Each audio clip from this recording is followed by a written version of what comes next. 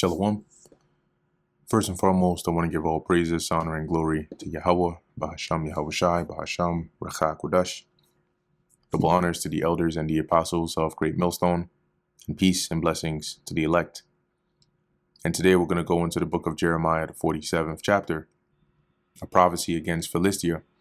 And what we start to see here from Jeremiah 47 on to about maybe 51 is basically prophecies, right, that are against or concerning the judgments or evils that the Lord was going to bring to the neighboring nations that he mentioned, right? And some happened at that time, and some would be spread over the course of history, and some are still waiting or about to really take place now in this time. And those mainly in particular are Jeremiah 50, right? Jeremiah 51, which deals with the destruction of Babylon, but not ancient Babylon, all right, but that of America today.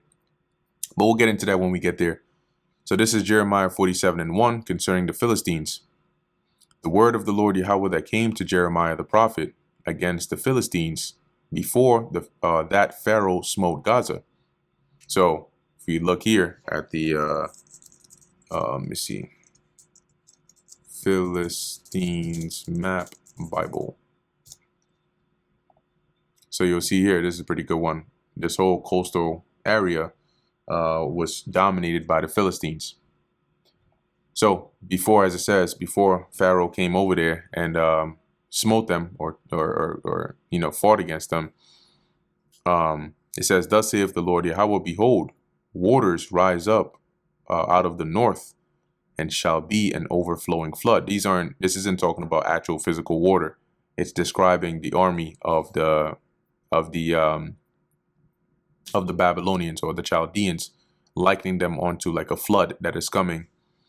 As it says, "and shall be as an overflowing flood, and shall overflow the land and all that is therein," right? Basically taking over and destroying everything in their path and conquering as they go forth.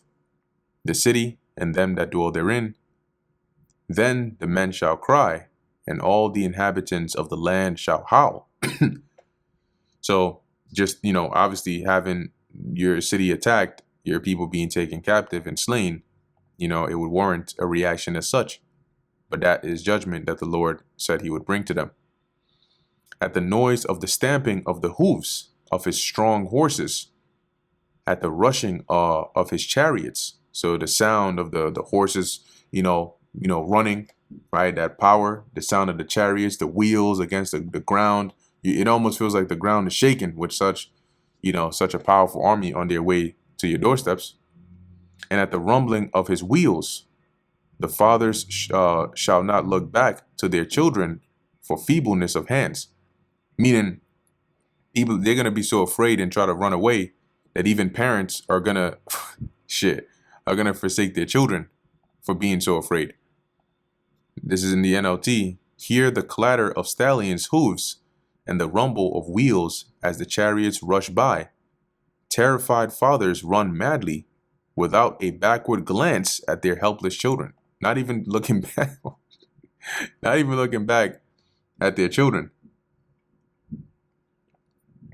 Verse 4, "Because of the day that cometh to spoil all the Philistines, and to cut off from Tyrus and Zidon every helper that remaineth." So any allies, because remember, once again, that territory, any allies that they had in Tyre or Zidon, they wouldn't be able to help them. They would all be taken over. "For the Lord Yahweh will spoil the Philistines, the remnant of the country of Caphtor." Now, when you look into the word Caphtor, hopefully I'm pronouncing that right, it is a region that's not in Israel. Okay, it says here, the original home of the Philistines, because the Philistines are not native to the land of Palestine or the land of Canaan. They actually came there, migrated there, you could say. And it makes sense why they're dwelling on the coast. But as it says, on the southwest coast of Asia Minor, maybe in Egypt or close by, or more probably on the island of Crete. Here they have it as the island of Crete, homeland or staging area of the Philistines. So, in secular history, they'll tell you, I looked it up here, I typed it in here, because I had seen it somewhere before. But it mentioned here, right, that the Philistines are not native to the land of Israel, as they were migrants who arrived from the Aegean region. And, and the Aegean is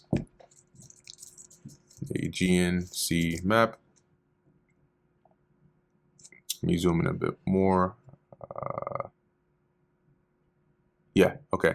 So this is Turkey or Asia Minor. If you go east, and you start coming south, you get to like Syria, and you come south, Tyre, Zidon on the coast. You come south, even more. You get to Israel, right, or the Levant.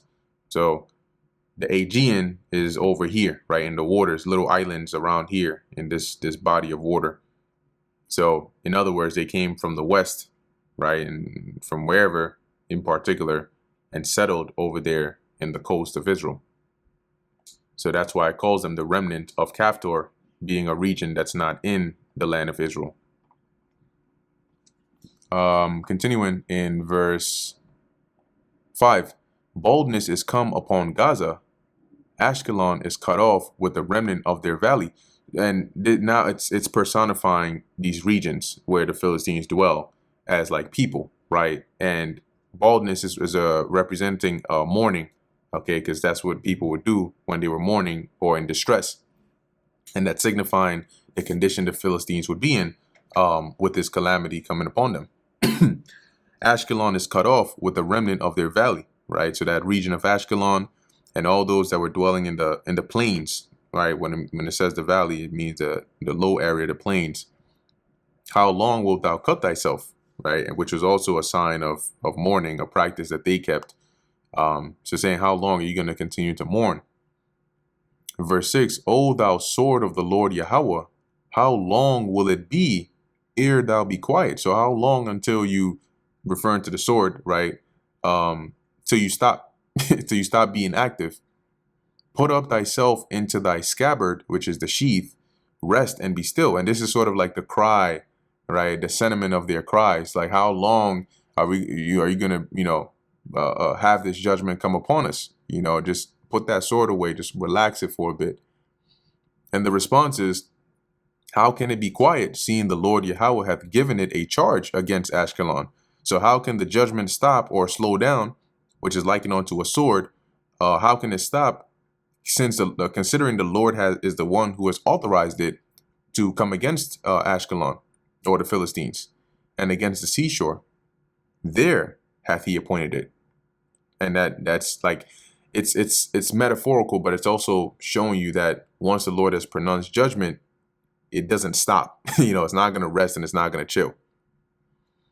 But that's the end of Jeremiah 47, right? Fairly short chapter, but going into the prophecy against the Philistines of the judgment that will come upon them. So, Lord willing, that was edifying to the elect. In closing, I want to give all praises, honor, and glory to Yahweh, Bahasham Yahweh Shai, Bahasham Rechak Wadash. Until next time, Shalom.